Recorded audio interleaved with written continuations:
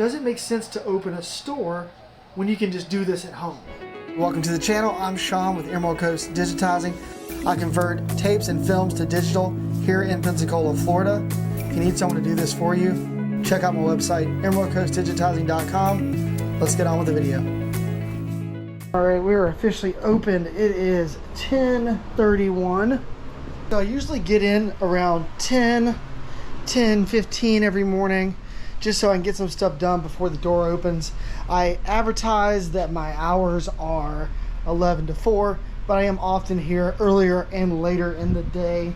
But if I want to work late and then I want to come in late, or if I want to come in early and leave early, then that gives me some wiggle room to work with. 11 to 4 is perfect for me for advertised hours, but I'm typically here more than that. Feels weird shooting this for some reason. Today I'm just finishing up on this VHS and Hi8 order here in the store. Try to get that done today. Also working on my Nightmare audio cassettes, and these are all broken, so having to repair those, that's kind of a pain. Don't know if I'm going to do that on this video today. I've got a friend, kind of employee, that comes in and does stuff I don't want to do, and he's learning, so I'll probably have him do this. It's not that hard to do it, just don't like doing it. Yeah, had some mini DVD discs come in. Got those transferred. There was a few of them that weren't finalized.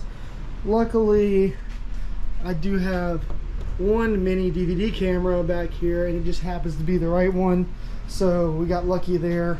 These were the ones that were blank, and then these are the ones that needed to be finalized, so those worked out great. If you know anything about mini DVD disc, you need to have the camera to finish off the recording to play it on a regular DVD player. Also, a few other things I've done. I've started offering different types of USB drives. That has been a huge improvement because people can kind of choose the quality of the USB drive they want versus me just saying, hey, here's what you get. So basically, I've got micro center cards, which are very cheap, but I let them know, hey, like, this is a good way to move the footage from me to your home base. If you need something a little bit more permanent, a little bit more, archivey, then I have some SanDisk options here for you. And, I'll tell them what I think they need as far as space, and they can make the decision themselves. So that's kind of cool. So that's a little bit extra money for the store. Man, got the AC on, got power, everything else on. It's been a pretty busy month so far. And I guess the question is it busy enough to sustain it? So I guess the big question is this business profitable enough to be sustainable? Well, the truth of the matter is, not really. Not really. I do other things to make money, but the business takes care of itself for sure. I get enough customers through here thanks to advertising. So the business itself sustains itself, no problem, but it doesn't really make any money. After I pay myself what I need to pay my bills at home, the business really doesn't make much money. And the money that it does make, I just use it to buy more stuff, more players, more computers. I gotta fix stuff, gotta pay for rent, gotta buy shelves, gotta buy cameras, gotta do renovations to expand, have to buy second units because I need more space as I advertise more. I put most of the money the business makes back into the business, and hopefully the business will scale to the point where I can take home more money. But right now, the amount of money I'm taking home and the way my prices are set are just enough to pay my bills and kind of let me live kind of a lazy lifestyle, I guess. I don't know. I basically come to work and I go home.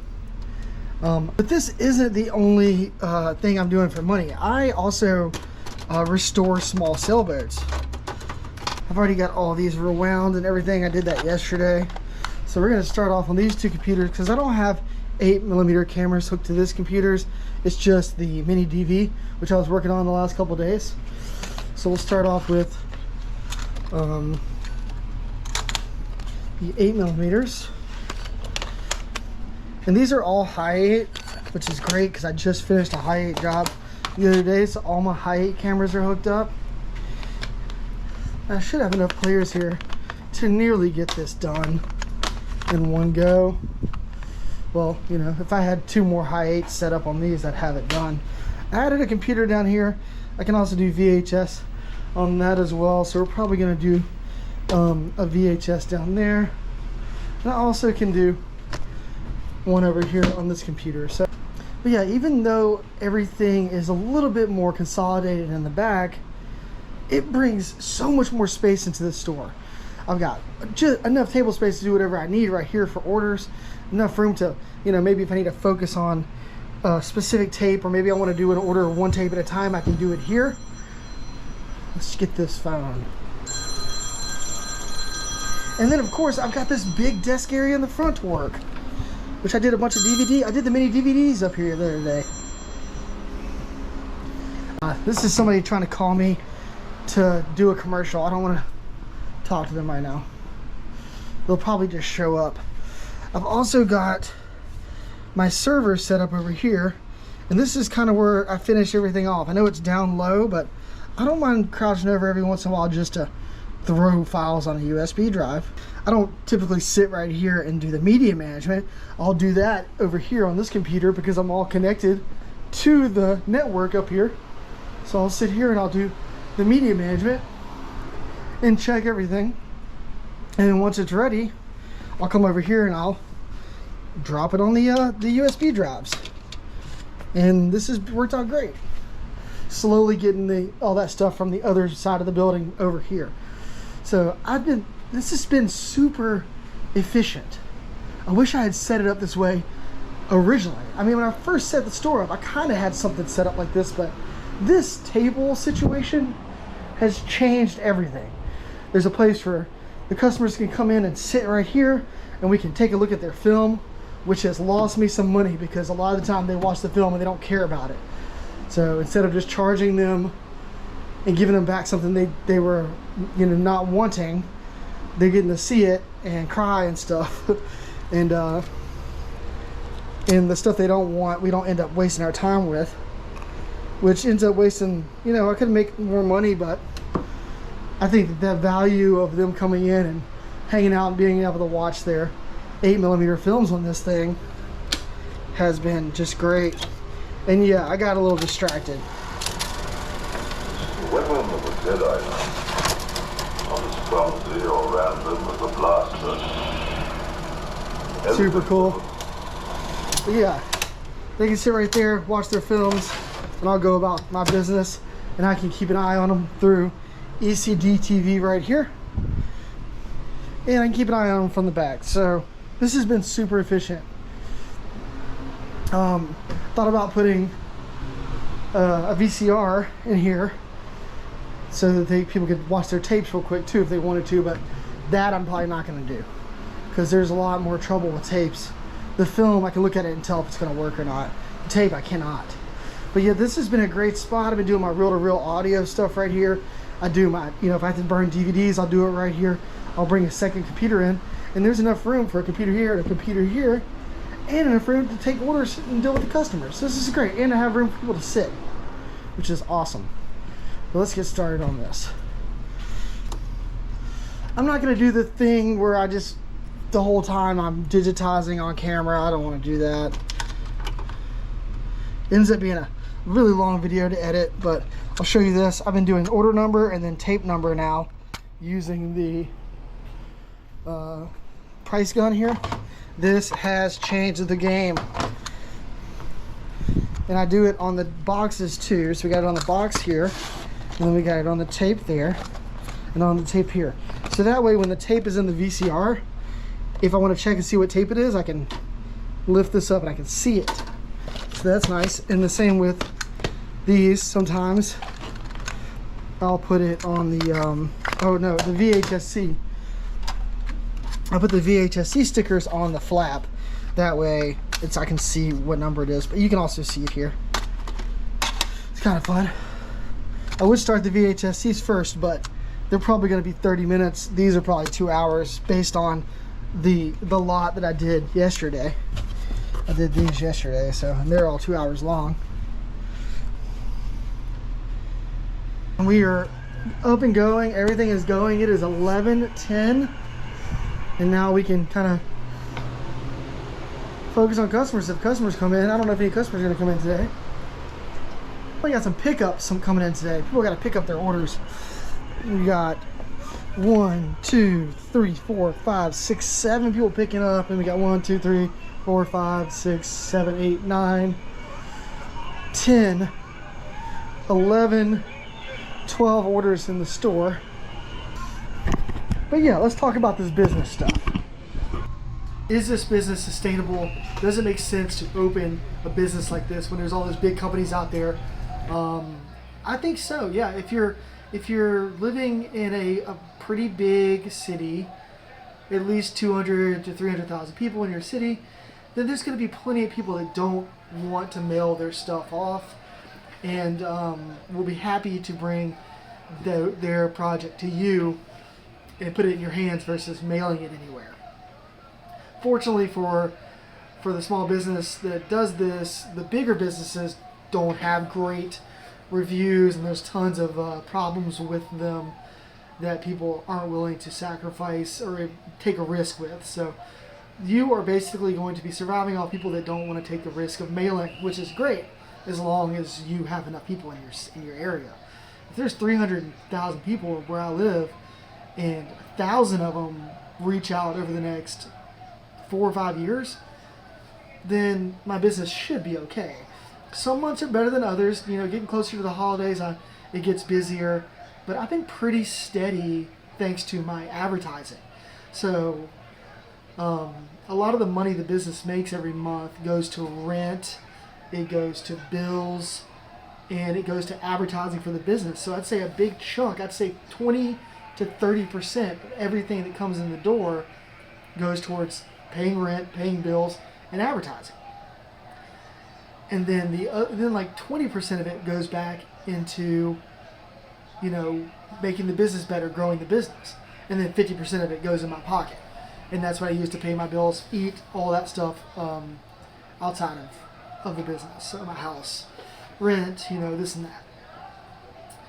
And it's been working out pretty good. The business itself won't be making much money though, because all of it goes back into the business or it goes into advertising. So does it make sense to open a store when you can just do this at home? I don't think you really need a store to be profitable in this business. You can definitely do this from home. The only reason why I decided to go the store route was because I just wanted a studio space that I could use as well. So the plan was to have a studio space that I could use, and then also do the digitizing out of the studio space to separate my work life and home life, and just get everything out of the house, because I did want to expand a little bit. I was feeling a little cramped in the back room. Those of you that have been watching from the beginning, I started this in my back room of my house. I actually started this in like my garage in my last house, and then when I got my new house, I dedicated a whole room to it, and it was great. And that was when I started doing the YouTube channel. And the YouTube has gotten me some customers, but not really, just mostly the mold stuff.